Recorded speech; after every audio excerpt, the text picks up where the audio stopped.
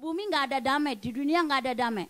Yang ada damai di antara semua orang yang menyukakan hatinya. Ada amin nggak?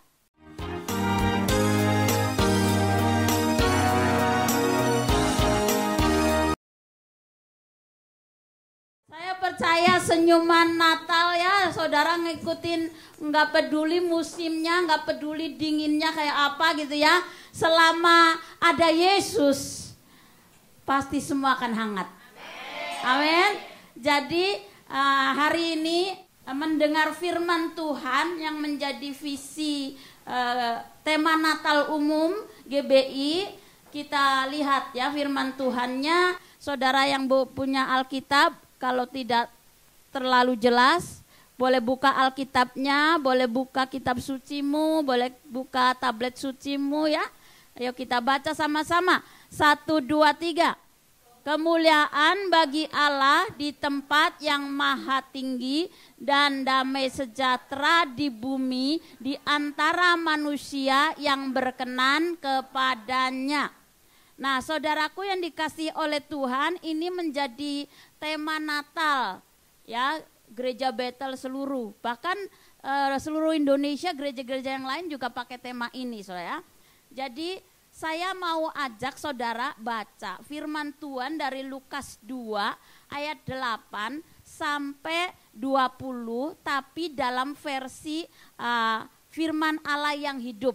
Karena saya waktu baca yang di sini tuh lebih mengerti gitu, tersingkap lebih baik, lebih gamblang begitu. Mari kita baca sama-sama. 1, 2, 3. Malam itu beberapa orang gembala sedang menjaga domba-domba di padang. Tiba-tiba muncul seorang malaikat di tengah-tengah mereka. Dan pemandangan di sekitarnya menjadi terang benderang karena kemuliaan Tuhan. Mereka sangat ketakutan. Tetapi malaikat itu menenangkan mereka. Jangan takut, katanya. Aku membawa berita kesukaan yang belum pernah dikabarkan. Berita ini untuk semua orang. Juru selamat yaitu Mesias Tuhan malam ini telah lahir di Bethlehem.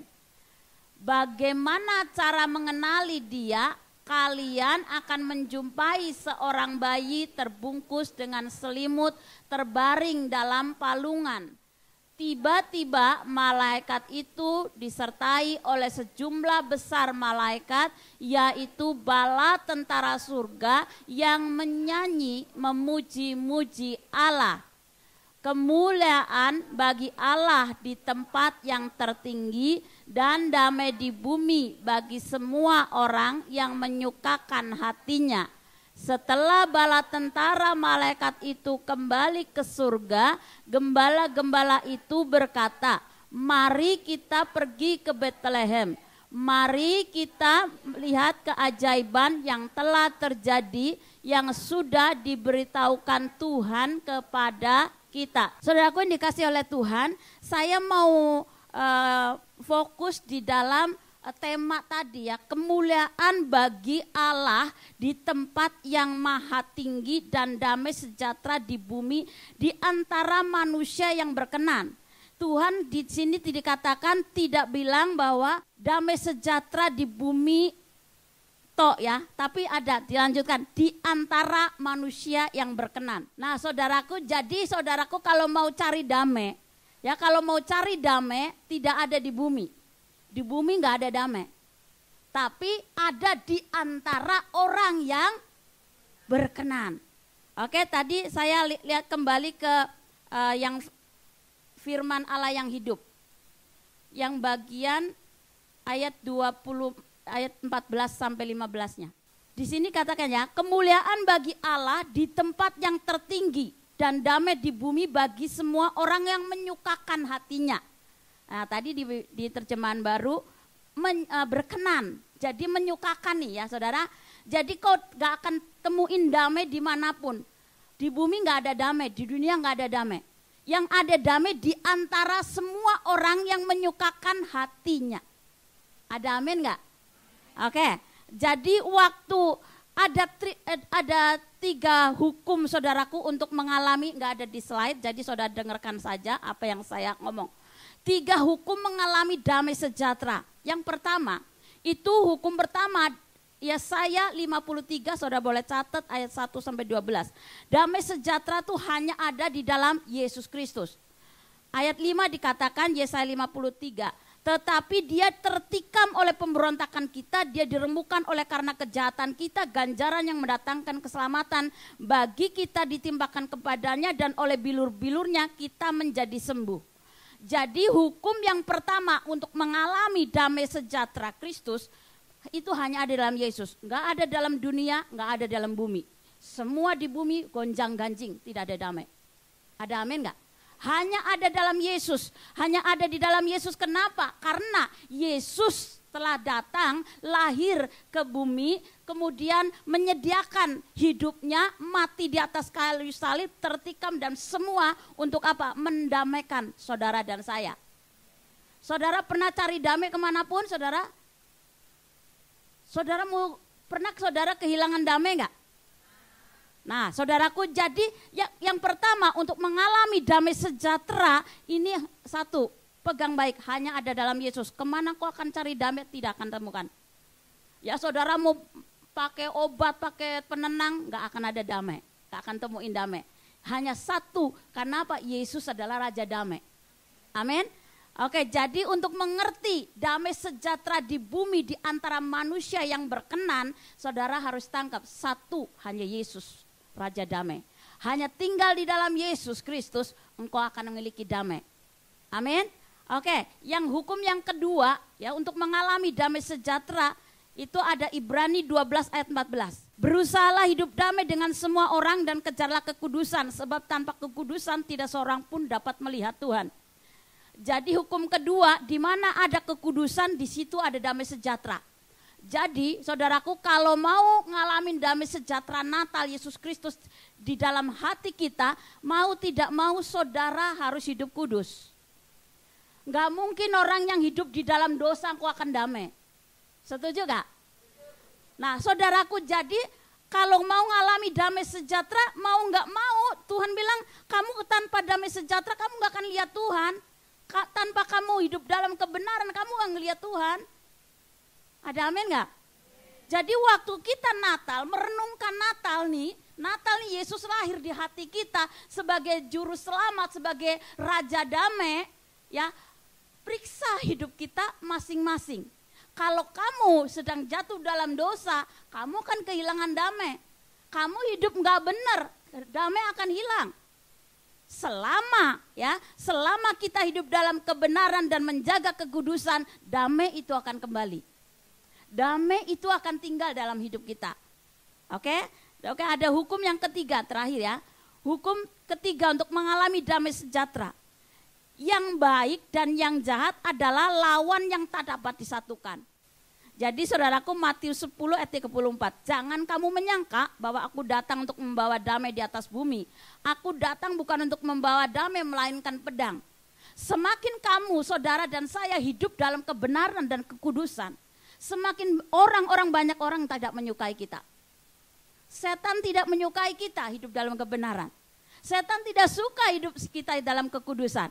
Makanya ada banyak nanti begitu percaya Yesus, keluargamu 1 orang ngelawan 6 begitu kan. Tetapi saudaraku yang dikasih oleh Tuhan, waktu kita mengerti bahwa untuk mengalami damai sejahtera, ini yang baik dan yang jahat adalah lawan yang tak dapat disatukan. Jadi pilihan di dalam kita, kamu mau tetap hidup baik, ya dianiaya, hidup benar kamu disalah mengerti, hidup mempertahankan kejujuran kamu malah difitnah, atau kamu akan kompromi. Ya sudahlah, asal mereka senang. Akhirnya kita jadi orang Kristen kompromi. Nanti ke gereja, Natal ke gereja, nanti acara yang lain ikut sana sini. Karena apa? Alasan toleransi kan, gitu kan. Tapi saudaraku ini dikasih oleh Tuhan, toleransi boleh, saudaraku harus gitu ya. Tetapi iman tidak boleh dikompromikan. Amin gak? Jadi saudaraku yang dikasih oleh Tuhan, jadi semakin kita hidup dalam kebenaran, hidup di dalam kebaikan dan melakukan firman Tuhan, mempertahankan iman, saudara akan ada menemukan orang-orang yang akan terus, ya akan terus saudaraku, ya nggak suka sama kita dan itu akan terus kita alami saudaraku. Jadi di Natal tahun ini nih mempersiapkan diri apalagi masuk ke tahun yang akan datang. Tahun di mana tiba-tiba. Nah saudaraku, tadi itu ada kata tiba-tiba saudara yang saya ketandain merah, nanti saudara baca ulang ya. Itu malaikat tiba-tiba datang saudara. Tahun depan itu tiba-tiba, karena di akhir tahun ini saya mengalami banyak hal yang tiba-tiba. Ya, jadi saya cuma merenungkan begitu, saya cuma merenungkan mulai mengerti bahwa yang tiba-tiba itu datangnya tidak kasih tahu dulu.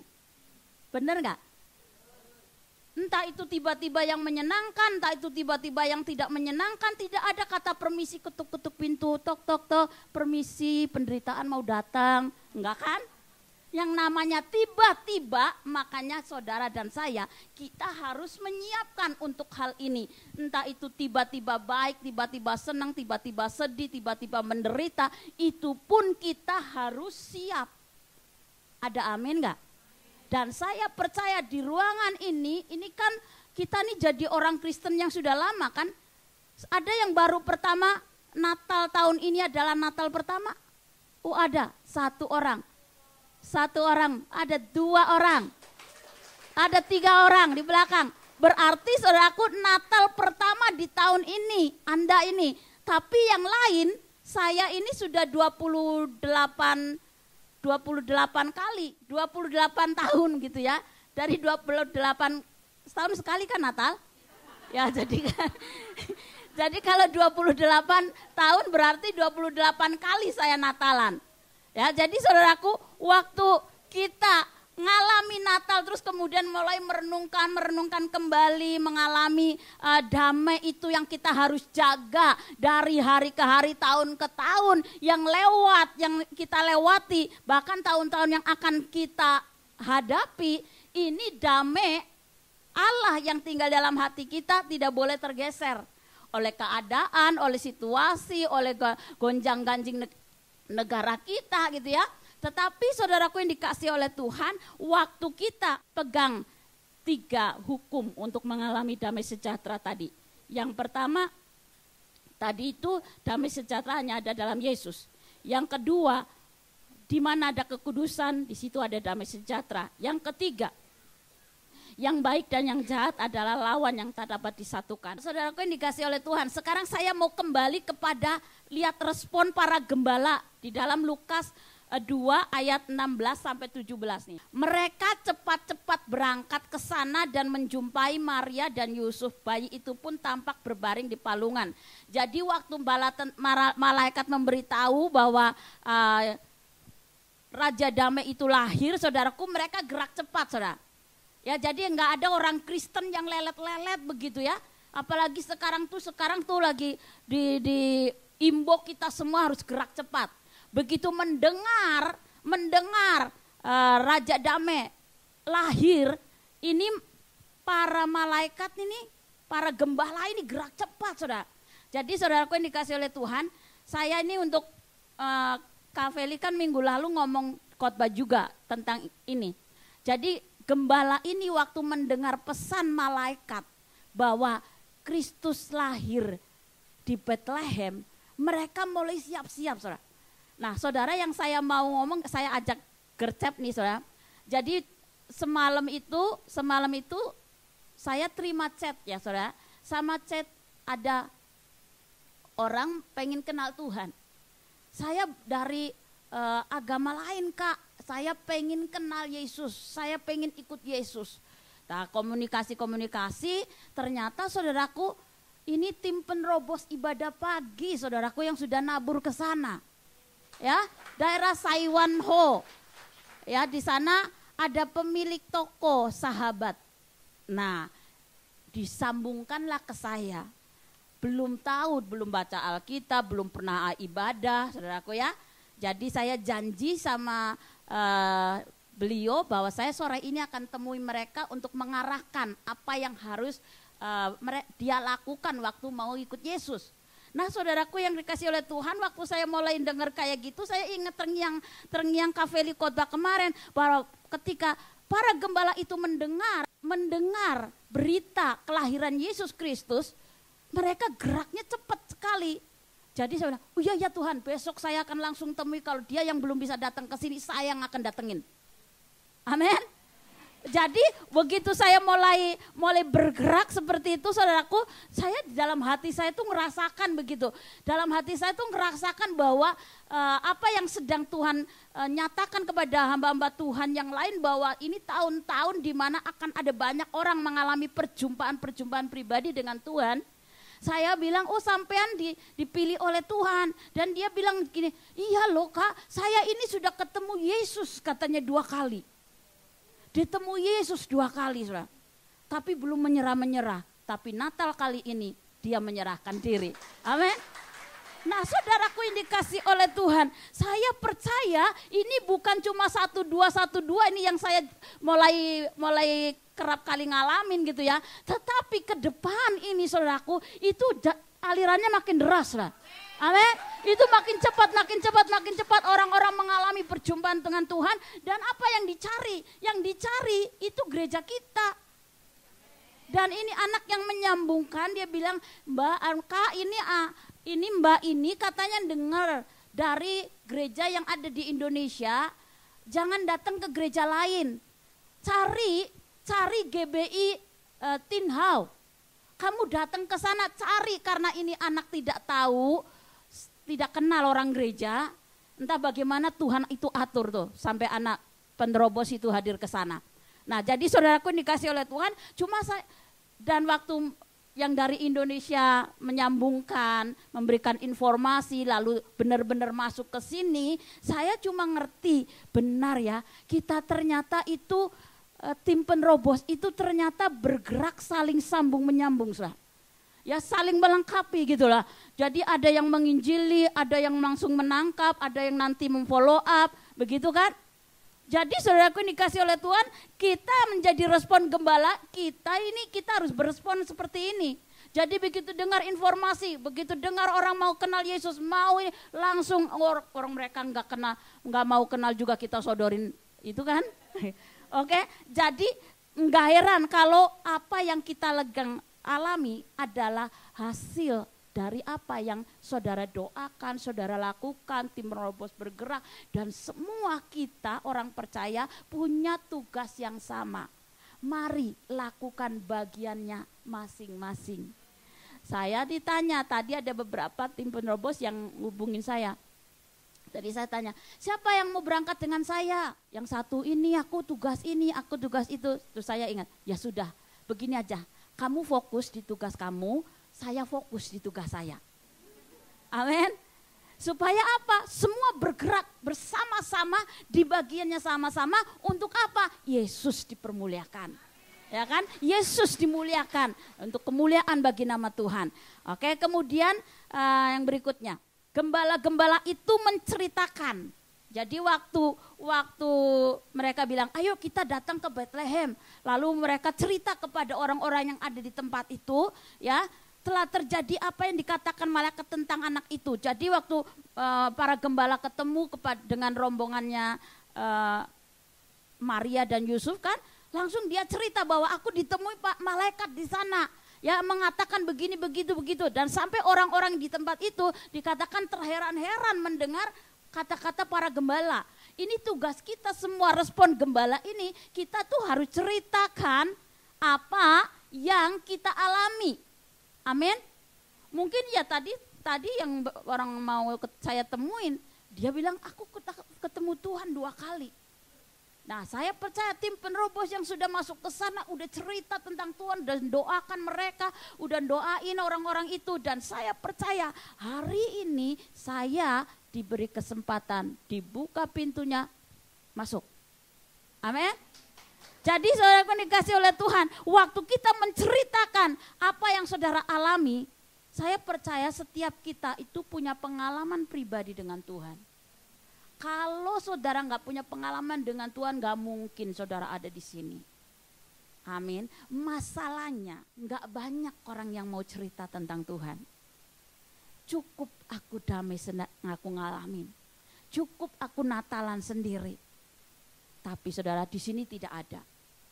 Di sini adalah orang-orang yang semua bergerak memberitakan Injil. Amin. Semua gerak cepat, semua buktinya flyer-flyer itu mau habis kan? Ya, flyer-flyer mau habis, begitu semua bergerak.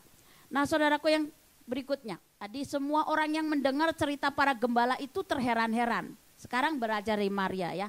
Tetapi Maria menyimpan semua itu di dalam hatinya dan sering merenungkannya. Ya, jadi ibunya Yesus itu mengerti semua apa pengalaman-pengalaman berjalan sama Tuhan, terus diteguhkan oleh para gembala dan semua dia simpan, dia renungin, saudaraku ya. Dia enggak nyerotos, aku ibunya ya, aku tahu lah apa yang akan terjadi, dia alami. Kadang-kadang kita enggak memberi kesempatan kepada orang lain untuk cerita.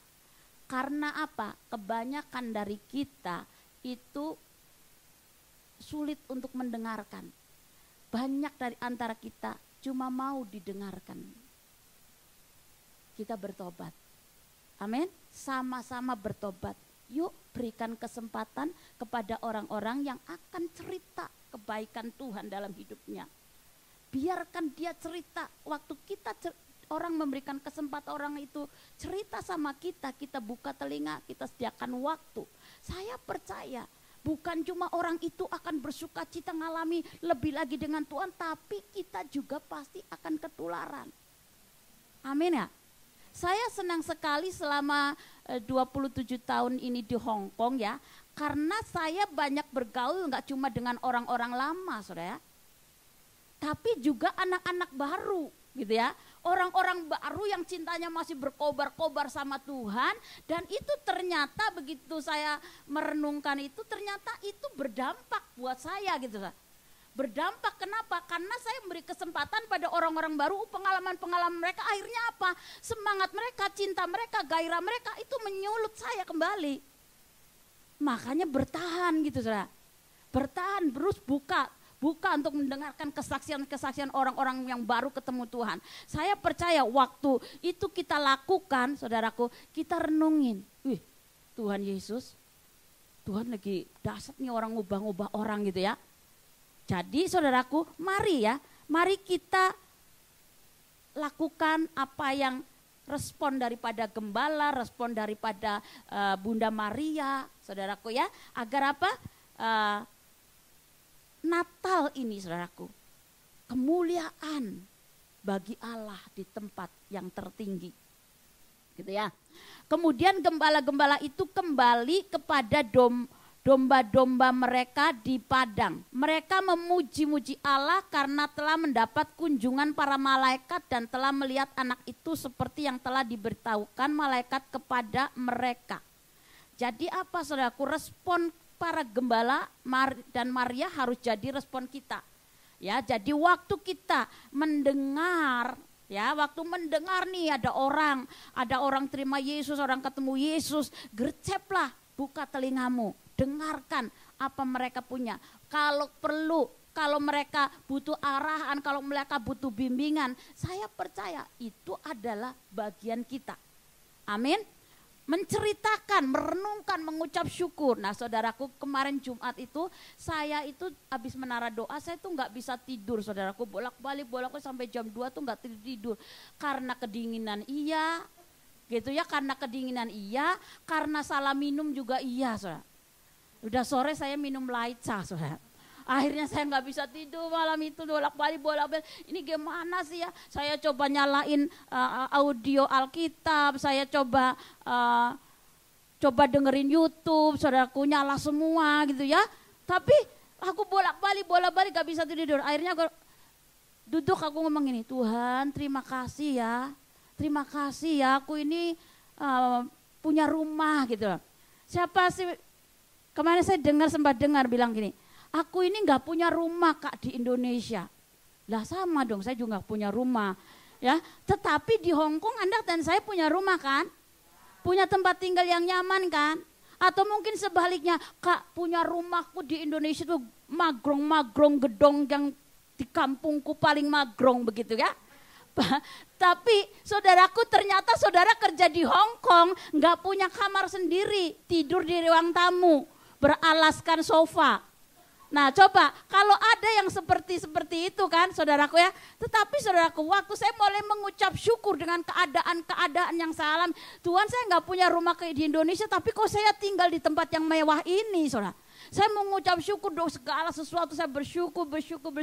Tapi saudaraku waktu pernah nggak saudara? Waktu saudara mulai mikir yang tidak ada.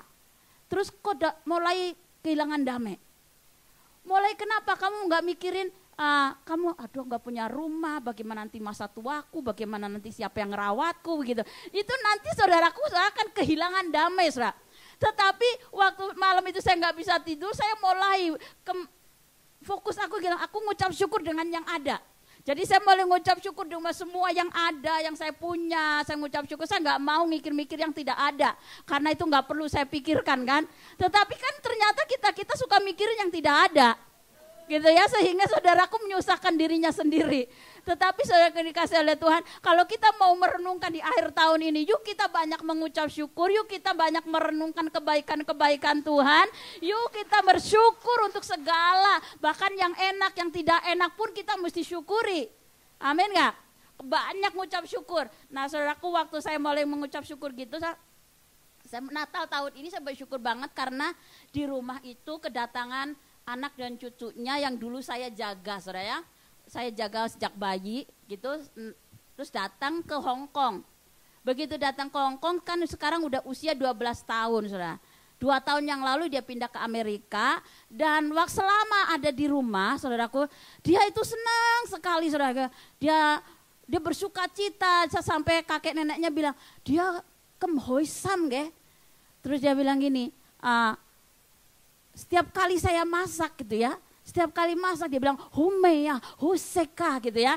Habis gitu nanti kalau neneknya dia nggak mau makan, neneknya akan bilang, kamu mesti makan karena Cece sudah makan dengan hati, dengan kerja, dengan tangannya, makan. Iya, masaknya dengan hati, masaknya dengan tangannya begitu kan. Saudaraku yang dikasih oleh Tuhan, waktu dia mulai didengar kayak gitu, dia akan makan lahap lagi, cepat lagi. Jadi saudaraku dan akibatnya saudaraku karena kita bersuka cita Natal tahun ini dengan keluarga, saudaraku ulang tahun saya sudah lewat. Saudara. Mereka pulang-pulang bawa kue ulang tahun saudaraku. Dinyanyikannya saya, terus saya bilang terima kasih ya untuk perhatianmu, saya bilang begitu ya. Terus habis gitu saudaraku, saya ngomong, Cu Yesu cifu lea. Dia pura-pura gak dengar, apa? Lekong mea? Gitu. Cu Yesu cifu lea. Oh amun gitu lah. Jadi saudaraku dikasih oleh Tuhan, Natal tahun ini itu saudaraku harus mari. 1 kan membawa sukacita. 2 itu damai sejahtera tinggal dalam hatimu. 3 menulari dan mengaliri. Membawa keluarga-keluarga, apalagi yang musim lagi dingin-dingin kayak gini kan. Saudaraku yang pesta-pesta, ada yang pesta-pesta di rumahnya sampai wah haleluya ya. Ada pesta-pesta gitu ya, tapi saudara masih bisa senyum, masih bisa ketawa melayani mereka. Ada pengerja Pak 3, saya bel tadi pagi karena belum ada di Zoom saudara. Terus saya bilang, maaf ya supaya bangunin kamu. Dia bilang, enggak kak, aku enggak tidur dari semalam. Karena pesta di rumah. Bosnya pesta-pesta, dia enggak tidur sampai pagi, sampai ikut menara doa, sampai sepanjang hari pelayanan saudara. Saya berdoa, jaga tubuhmu tetap hangat. Minum yang hangat-hangat. Ya. Biarkan Yesus tinggal damainya di hati kita. Saya percaya pelayananmu, pelayanan kita, melayani mereka tidak akan pernah kembali dengan sia-sia. Apalagi diserang dengan doa-doa kita. Tuhan lahir di dalam keluarga majikan-majikan kita supaya mereka kenal Yesus. Amin. Nah saudaraku dikasih oleh Tuhan, saya mau tutup ya saudaraku. Tutup khotbah saya dengan pesan saudara. Natal tahun 2023. Kemuliaan bagi Allah, damai sejahtera di bumi di antara manusia yang menyukakan hatinya. Jadi saudaraku harus tahu, pegang 3 hukum untuk mengalami damai sejahtera.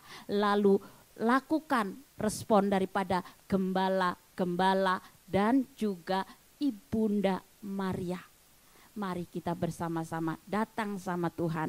Biarkan sukacita itu, kita alami sukacita supaya kita keluar dari ruangan ini nih.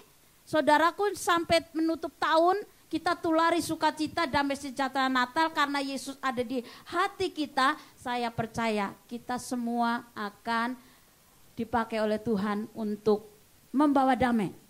Amin.